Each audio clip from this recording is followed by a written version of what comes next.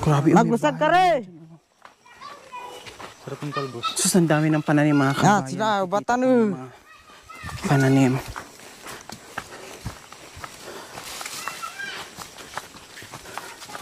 Tignan na, surrender na yung sapatos ko. Nga, magkam. Tatlo ilay. Mbalgag ya. Ilan ang Dur, bayang wala, anak ko? tabak Hello, jait. be. Saan si mama mo? Saan Cam si kali papa? pira na kalakti. Ayan ang anak ni Jala. Tapos ni Vincent. Diba, nandito na. Buti na nandito sila. Lumipat pala kayo dito, be? tatlo. At sirig sinabrag. At tama, sige. Gitag Pero malayo pa rin, be. Inabot na kami ng 3 oras.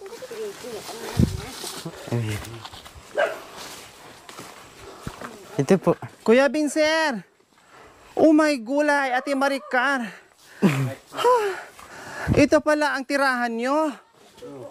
Oh my gulay, Kuya Vincent, Ate Maricar. Napudpud na yung sapatos ko.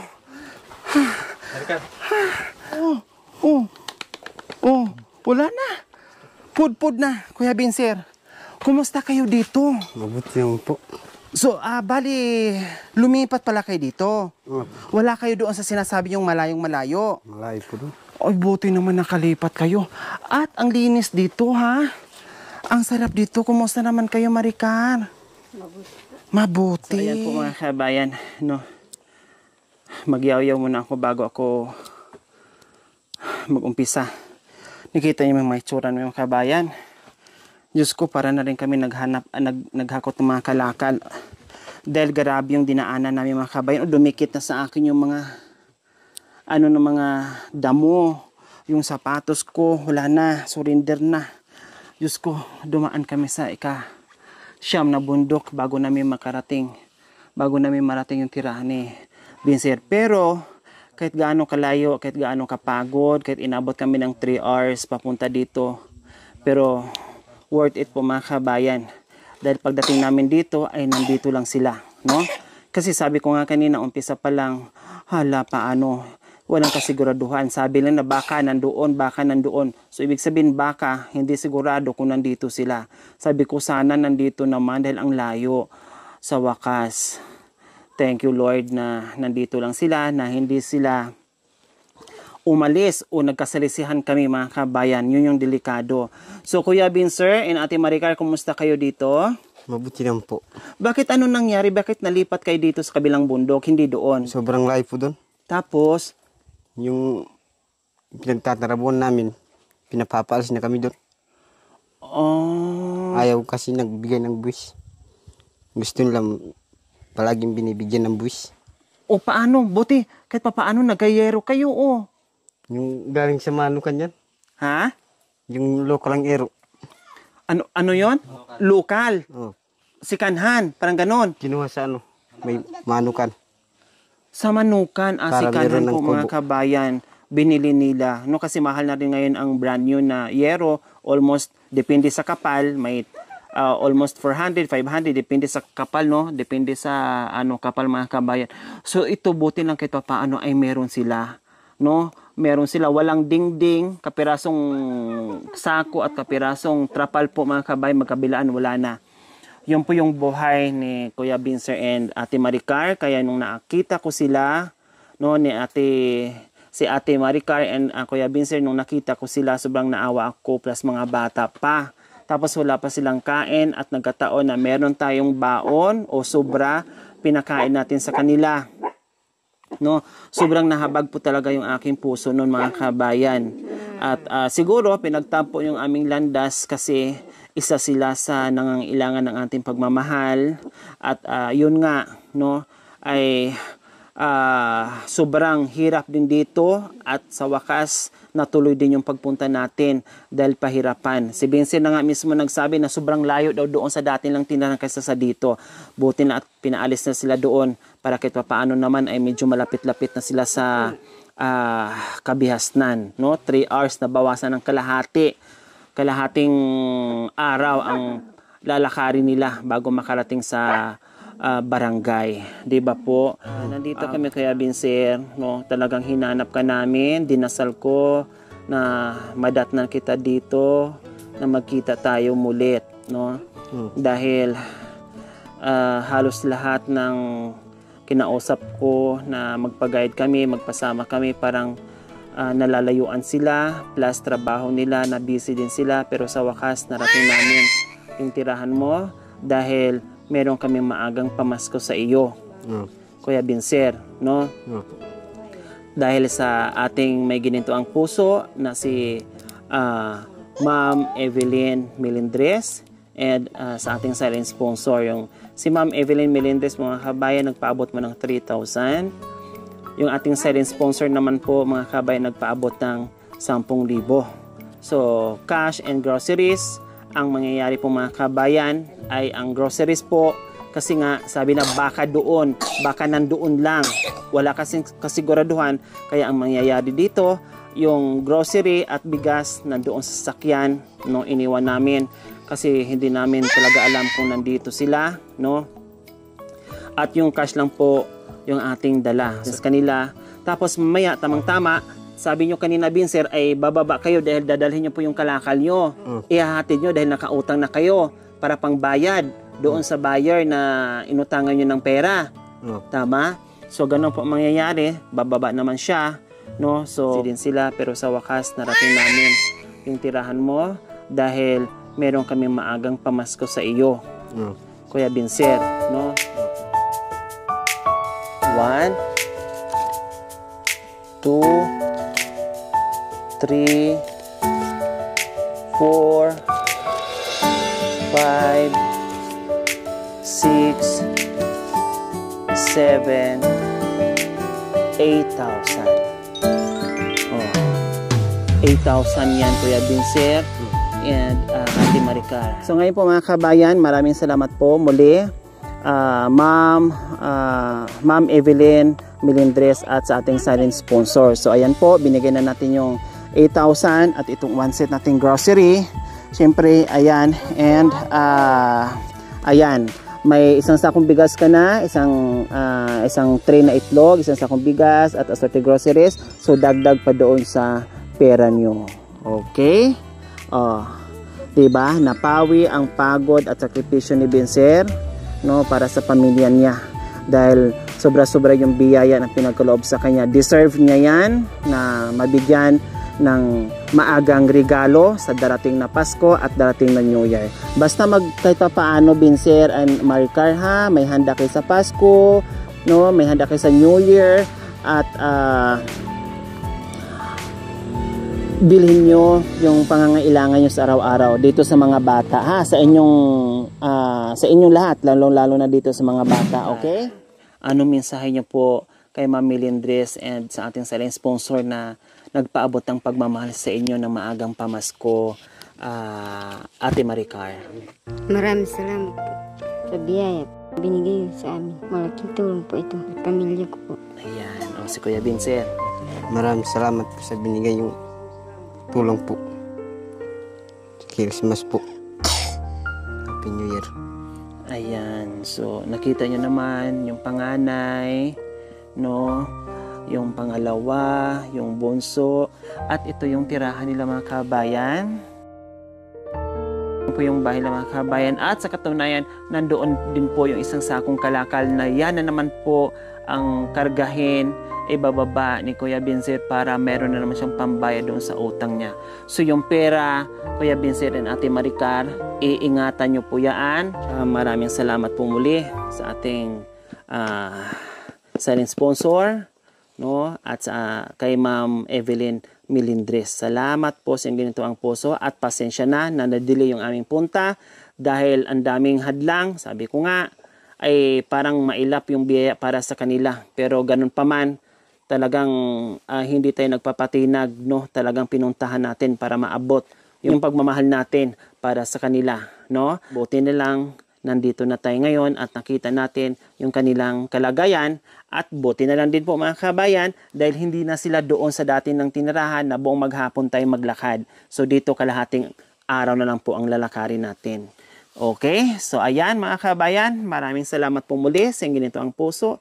Nawa ipagpalain po tayo ng Panginoong Diyos araw-araw. Nawa ibigyan po tayo ng kalakasan ng katawan sa araw-araw.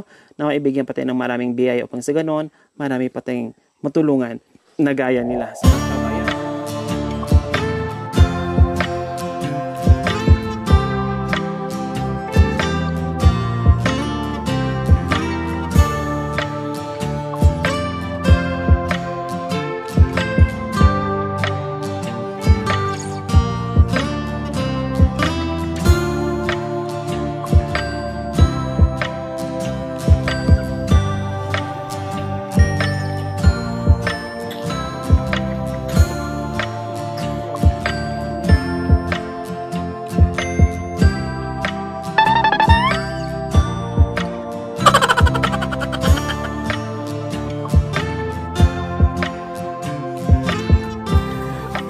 Pala samantalang ito, oh.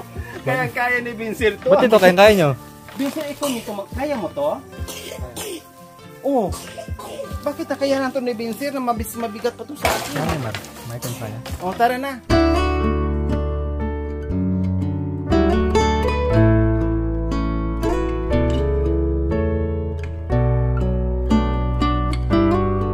So, ayan po mga kabayan.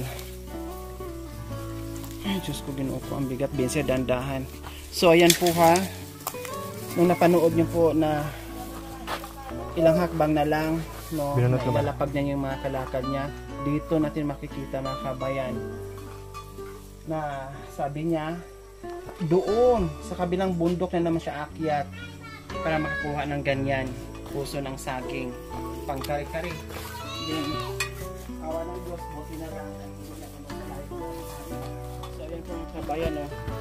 Ang tarik na akyatan ni Vincent. Diyos ko, grabe sa mga yung mga ugat sa Vincent, oh. Grabe. Tayo nga mga kabayan, oh. May dala pa tayong tungkod. Tapos sa kanya, grabe. Uy, Diyos ko, Vincent. Aroy, paano mo ito nakakayanan? Uy, Diyos ko. Grabe. Vincent, sabihin mo lang pag nagpahinga ka, ha? Sabihin mo lang pag gusto mo magpahinga. Huwag mo kaming alalahanin dahil wala kaming dala.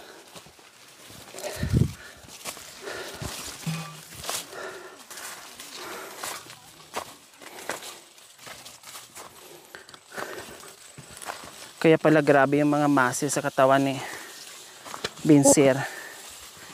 Dahil ito yung inaakyatan nila dito. Iba na yung daan natin mga kabayan. Kasi sabi ko, ayaw ko na doon. Hindi ko kaya talaga. Ha? Kaya naghanap kami ngayon ng ibang madadaanan namin. Ang importante ay makarating kami doon sa pinanggalinan.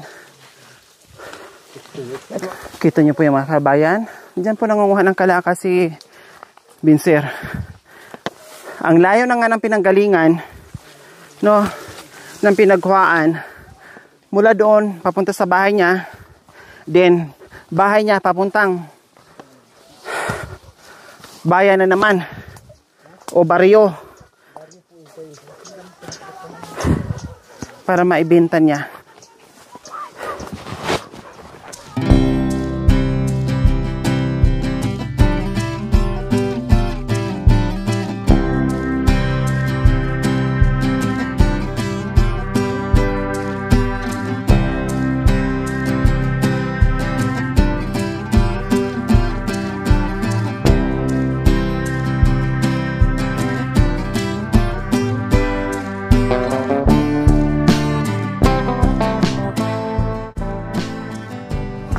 Vincent, kumusta kayo dyan?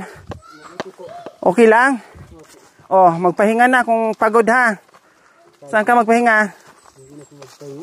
Ha? Grabe. Hindi na kailangan magpahinga. Papahinga na lang sa baryo. Parang isang pagod na, parang ganon.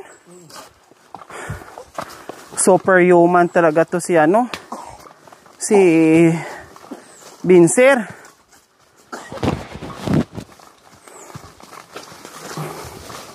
Ako po mga kabayan, hiningal na. Pero si Vincent, ilang beses na ako nagyaya na ilapag muna niya yung bit-bit niya, magpahinga muna, pero ayaw niya, gusto niya tuloy-tuloy.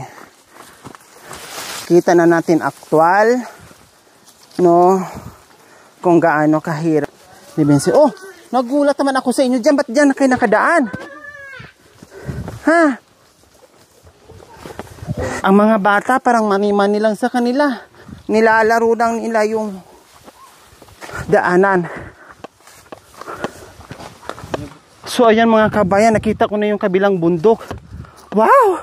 Papaya! Papaya! Ay! Diyos ko, ang sarap naman ng papaya. Ay! Uy, ang sarap ng papaya. Uy, Diyos ko. Ang sarap naman ng papaya na to. Uy, Diyos ko, swerte naman sa'yo yung may-ari, no? Yung pagod niya natanggal dahil nakikita kang hitik na hitik sa bunga, ang lalaki. Oh. So ayan po mga kabayan. Hay, andoon pa pala, ang daming papaya. Ang lalaki, ayun pa sa baba. Grabe. Ayan po mga kabayan, na doon kami galing, ayun, kung nakita nyo ha. Then, umiikot kaming ganun. So, ang ginawa na naman kami, para kami nag-circle, no? Mula doon, ganun, umikot. Ang uwi namin, ikot naman, ganyan. Circle nga. Pabilog. Kaya pagdating namin doon, tamang-tama, kasi umikot na kami, hilo na ang lahat. Ayan. Ang layo, grabe, as in. Whew. May gulay, paano natin ito narating, nanay? Ha? Nandito kami sa tuktok. As in. Ayan o, as in o, pantay sa kabilang matarik na bundok, pantay. So kaya langhap ng langhap at dito kami na mahinga ngayon. Kasi nga nandito kami sa pinakatuktok, kabilaan. So iikot nga kami. Ito, nagpahinga si Vincent. So kailangan muna niya maggasolina. Ano yan, Dudong? Ha? Ay, oh, ang galing. Gasolina muna siya kasi kailangan muna niyang magpausok kasi lumamig yung nguso sa pawis, no? Mahina na yung makina dahil nalamigan na yung nguso sa pawis. So kailangan painitin ang makina para magamitan ng 4x4.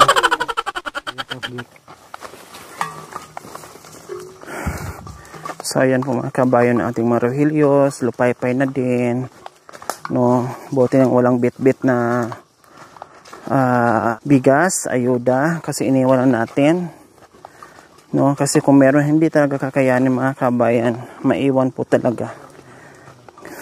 Bagsak na yung mga balikat ng mga kabayan, hindi na makakibo sa sobrang pagod at layo. O half day kami naglalakad mga kabayan, 3 hours papunta doon, 3 hours pabalik, so 6 hours. So ganun po katindi yung lakaran namin. Sa lahat ng nilakad po namin mga kabayan, ito yung pinakamalayo, no? Extreme po talaga, as in yung dinaanan kanina.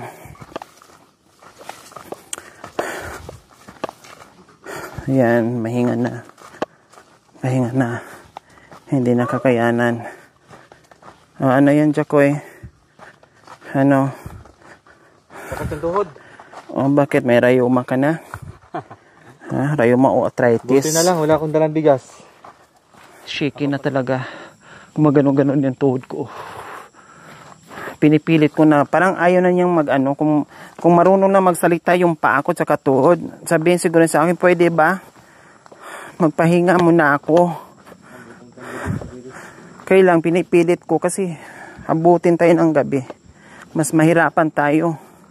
Kaya kahit shaky na, wala na sa direksyon yung paghakbang mo. Hala, sige, tuloy-tuloy.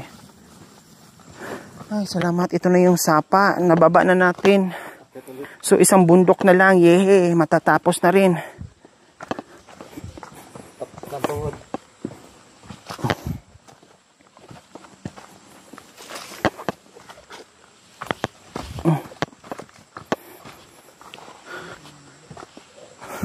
Sana yung sana yung iniigiban. Ha?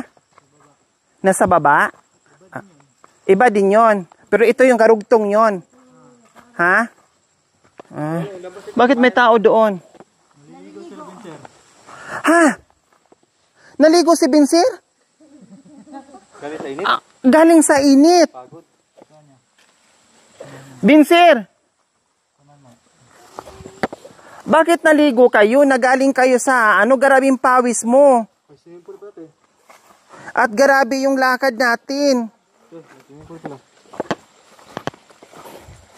Hala, naligo si Vincent mga kabayan. Nahuli kasi kami. So ayan po mga kabayan, oh. Ayan. Parang may swimming pool dito. Wala namang daanan.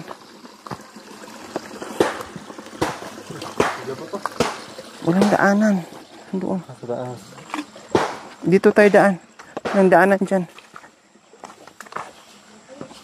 Grabe yung nyo, pagod, pawis. Ay, purya. Tabi-tabi po, tabi-tabi po. Tabi-tabi po. Dito, paliguan talaga to? Oh. Ang lamig siguro, no? Ayan po mga kabayan, oh. Parang swimming pool, paublong. Bakit ayaw mong lumangoy na lang? May linta. Ay, may linta. Marami linta. Kaya ganun na lang, wala ding tabo.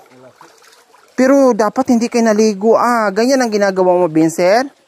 Pag galing doon, pahinga ka dito at naliligo. Baka mapapasma kasi kayo eh. Walang tubig sa bari. Ha? Walang tubig, malayo. Hirap kasi sila doon sa baryo mga kabayan. Halos lahat sila doon. Ang sakripisyo nila ay pupunta pa dito or pupunta doon sa baba kasi nandiyan yung igiban. Kaya pag nakadaan sila ng ganito, hindi na nila pinapalagpas. No? Ay pagkakataon na para maligo. So ganyan pong ginagawa nila. Kaya delikado po yun. Tulad niyan, ang layo ng pinanggalingan namin, ang layo ng nilakad namin, ang bigat ng daladala niya. Ilang oras kami naglalakad. Naramdaman ko nga po sa katawan ko, gumaganyan-ganyan nga, oh. Naramdaman ko yung init ng katawan ko, pati ulo ko. Parang pumipitik. Tapos sila naligo agad, oh.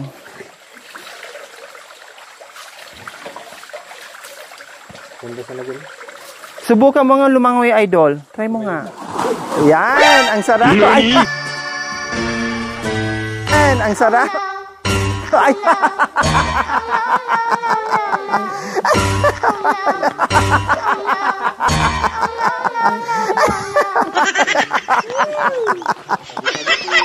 Aray ko, ang laki ng bungangak ko. Nahubaran tuloy. Bakit hinubaran mo, Vincent? Ha? Hindi po. Baka madikitan. Umalis ka agad baka madikitan. Sige. Huwag na kayo masyadong magbabad. Tama na yan. Kasi delikado. Pero sa sunod, huwag niyong gagawin, ha, Vincent? Idol. Kasi delikado. Baka mamaya, yung ugat niyo, Lamig ng tubig. ang bata-bata niyo, tapos mapapasma na kayo kaagad. Mayroon kayong pamilya na binubuhay. Malulumpo kayo, wag naman sana. Kaya wag abusuin yung katawan. Masipag na kayo. Kailang wag abusuin ng katawan kasi kawawa. Nakakatakot mga kabayan, baka may ahas. Tabi-tabi. Pasensya na po, tabi-tabi.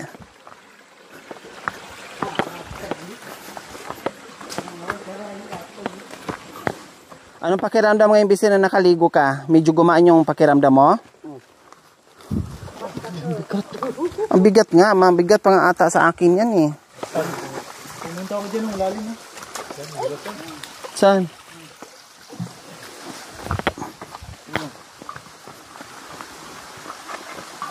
Ay, ito pala oh. Malalim yan oh. Ang lalim yan oh. Pag nahulog ka na dyan, pag di ka marunong lumangoy. Tigo ka dyan. Wala na. Feeling ko parang may ahas. Feeling ko talaga oh. Bakit may tubo dyan? Ayun oh. Meron ka dati. Kaya ko nga. Marami yung supply sa Mario. Ayan, hindi pa talaga nakontento si Benzer, hindi niya pinapalagpas. No, talagang kinuha pa niya, nagdagdag pa siya ng kalakal niya kasi may nadaanan siya, may nakita siyang may kalakal kaya dinagdagan niya yung karga niya. So ayan, kasi malaya sila dyan, walang may-ari yan, malaya silang kumuha dyan. So ayan po mga kabayan, oh.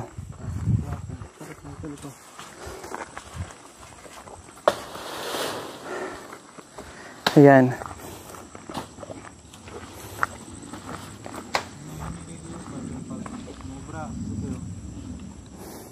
Ganun naman, parang bang kalabaw. Ganun din. Mahina pero ang lakas.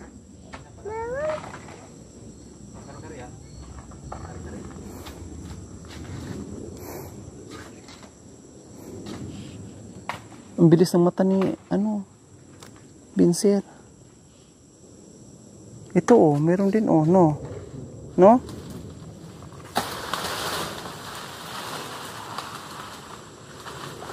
Pag umusbong uli, yan, pag mamunga na naman siya ng ganyan.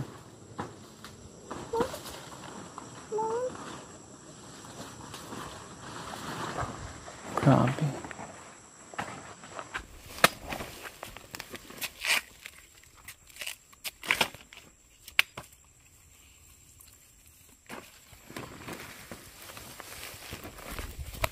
Ano yun pwede na yan? Ayan Ay saging yan? Ah, okay. Iba pala, magkaiba pala. Ubod ng saging.